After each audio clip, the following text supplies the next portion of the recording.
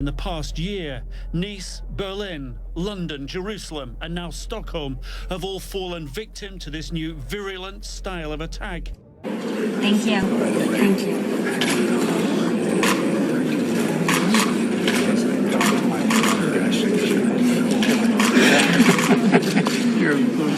Thank you. There were no police officers in the area. There were subway security and mall security only. Local media report that military police stopped his vehicle, which was moving at high speed and ignoring traffic lights. A bomb squad has now been deployed to the scene. Belgian authorities say they have stepped up security in Antwerp. Breaking news coming out of the Belgium city of Antwerp, where we understand at around 11 o'clock this morning local time, a man was spotted by the army driving his vehicle at high speed.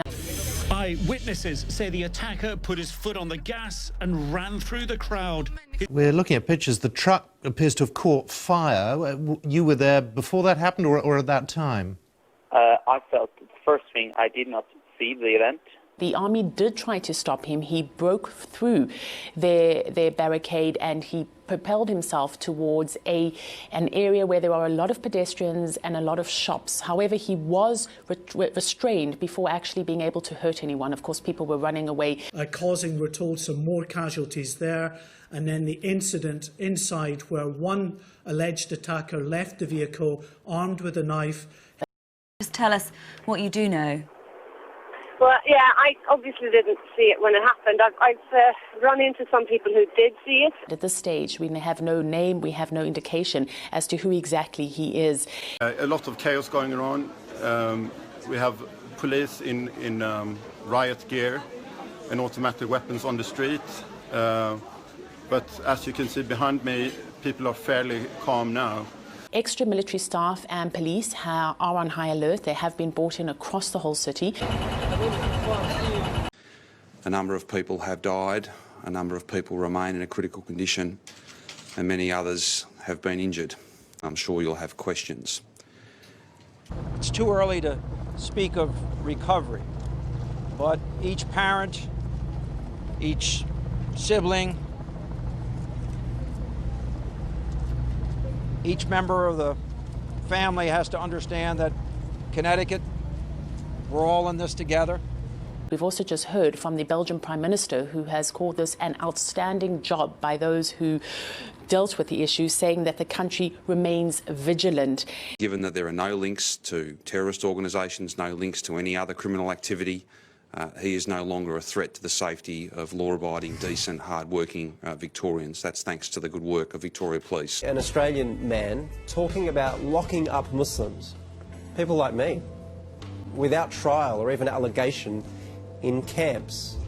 And we certainly are hearing that what was a potential terror attack has been averted.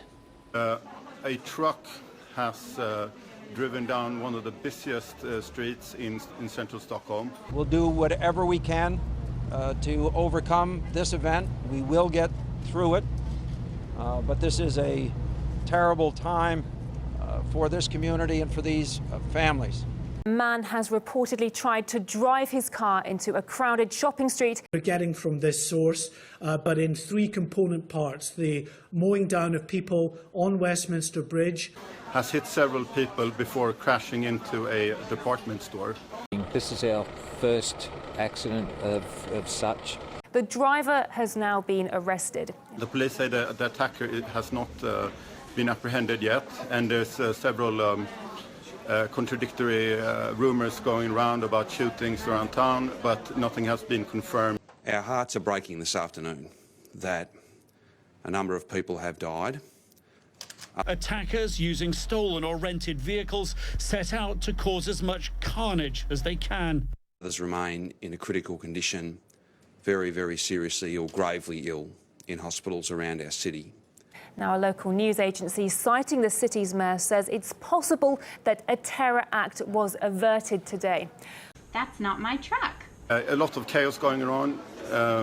We have police in riot gear and automatic weapons on the street. But as you can see behind me, people are fairly calm now. I just don't know what to say. We've heard more and more stories coming out of of just ordinary Victorians coming to the aid of their fellow Victorians. Beautiful, beautiful children who had simply come to school to learn. The government has been put in safety. And their day ended a very different way than any of us could possibly have imagined. Reaching out, helping, providing assistance, doing the right thing. And quite frankly, as we stand here today, still can't imagine what transpired there. A lot of people are boxed in here at hotels and stores close to the area. And on behalf of all Victorians, I want to thank every single member of our emergency services family. So I just wanted to thank them for their efforts, and I was off duty on the day, but I remember them and their efforts, and it's been greatly appreciated. We can be confident that we are stronger than this evil criminal act.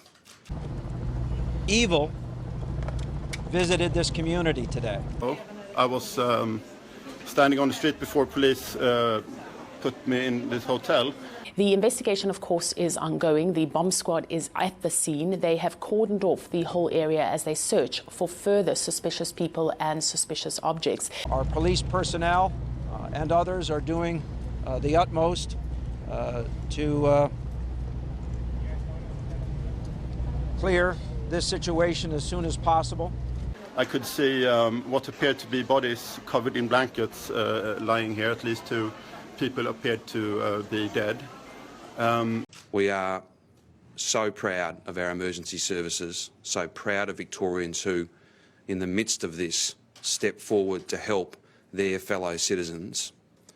And we are all confident that we are bigger and stronger and better than this evil criminal act today. Police don't want any people on the streets yet. And yes, information is very scarce. We'd be indebted to all of you, both through the coverage now, but also in your bulletins and in your coverage. The vehicle that this man was driving was found to have a number of weapons and ammunition and knives inside it. As I said to you before, when people start with me, I say you work with me, not for me. I'm told they had baseball bats and they were trying to intervene with this offender, but he has gotten away from them, then gone down Swanston Street, turned left into Burke Street Mall, and that is when this has just gone disastrously wrong. He deliberately, as we've heard, ploughed down the footpath. The vehicle then speeding down into Parliament Square and crashing into the fence, the metal fence outside the Houses of Parliament. All deliberately hitting pedestrians. It's just unimaginably awful. Any support that is needed will be provided. Any resources that are needed will be provided as we come to terms with this act. And so as I began by thanking those who have expressed their desires to be helpful, the number one way to be helpful is to say a prayer or send a best wish or to be thinking of these individuals who have suffered so mightily today. We are hearing that he was, to quote, of North African descent, and the local media is reporting that he is a radicalized Muslim. The truck was stolen earlier today. It was a truck from a brewery. It was stolen earlier today, and it has crashed into the storefront of a very central shop. What's happened today is just, as I said, is devastating. It's for us, my wife, my son, who was just up the road behind him, young Adrian. It was just... We don't know how many people it hit, but I could see tire tracks with what appeared to be blood going across this very busy walking street in central Stockholm.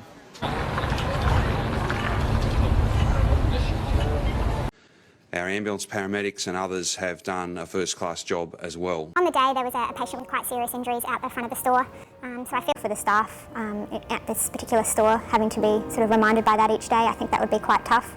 I've been at this for a third of a century, and it's my sensibilities may not be the average man, but this probably is the worst I have seen, or the worst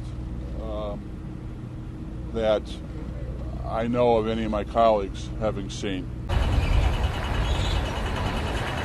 There's a lot of confusion at this moment, but police appear to be handling it pretty swiftly. Metropolitan Police confirming it in the past few minutes. The 75-year-old man was receiving treatment for his life-threatening injuries that he received yesterday on the bridge behind me. And he put his hand on my eye and started pressing. Really hurt, and he said, "Give them to me, I'll gouge your eye out." I said, okay. And give him he left, thank God. He could have. I'm lucky to be alive, really. I turned the TV on, there it was. What did you think? Terrible, absolutely terrible. He's running over He mowed kids. down little kids and all. To see the carnage is just it's a shock. To think that somebody's mistake, whether it was speed involved or truck malfunction or whatever. There are at least 9 dead, but that number is very likely to change. I was talking to one eyewitness here earlier at the hotel. We were about 50 meters from where several people were hit by the truck. And I spoke to an Australian tourist who was walking down the street when he saw the truck approaching, and it only hit him by 5 meters. Many dozens of people have been injured, some severely. Yes, that was the hotel telling police were here at the hotel seeking witnesses to the crime. And I was in fact speaking to one Australian tourist who was a witness. And he was walking down this busy walking street in Stockholm where he saw a truck approach him. When he turned around, he saw a truck approaching. He said it was swerved from side to side, but it didn't look out of control. In fact, it looked like it was trying to hit people. The crash is eerily similar to the deadly terrorist attack in Nice, France last July. He was already facing charges, had bashed a man on Wednesday and was wanted for stabbing his brother at Windsor this morning. And he was obviously very shocked. He saw the truck hit what he thought was around perhaps 5 people, including a young child in a pram. I've been told that an infant toddler is among the victims, and up the road at the next intersection where we were, we saw a pram on the side of the road. So really hard stuff to watch here. There's no one more innocent than a 3-year-old boy in a pram. It's beyond words. And our hearts have been broken by this. 7 News can reveal the identity of the man responsible for today's carnage. This morning around 2 o'clock, those brothers had a fight that spilled out onto the street in the rain. James was on the attack with a knife, stabbing his brother repeatedly. Assassinated by a Turkish man who said that he was protesting Russian involvement in Syria. 2 nights ago, set a Bible on fire and used it to burn Gavin's face and then punched him in the jaw. And the residents here say that James's erratic and violent behaviour has been escalating in recent weeks. And a truck has rammed into a Christmas market in Berlin, Germany this evening. He may have been behind this Facebook post from Monday in which the writer declared war on tyranny and predicted the world was about to change. In hindsight, Mitch, that was a chilling prediction. Yes, indeed. Thank you. We have the police constable, father of 1, a mother of 2 who was going to collect her children, and the American tourist who is here celebrating his 25th wedding anniversary with his wife. At least 9 people have been killed. There are many injured. Stay in the car, Ian! No way, Ian! Stay in the car! Witnesses described how the 18-wheeler jumped the curb, barreled into the crowd, and it just kept going. They said there's no doubt this was deliberate. It's a very, very sad day. Why? Why does it happen? It's time you drive to the conditions. Videos posted on social media captured the first images of the aftermath. You see parts of the crowded Christmas market in West Berlin. It's popular with locals and tourists alike, just flattened. Market stalls were crushed.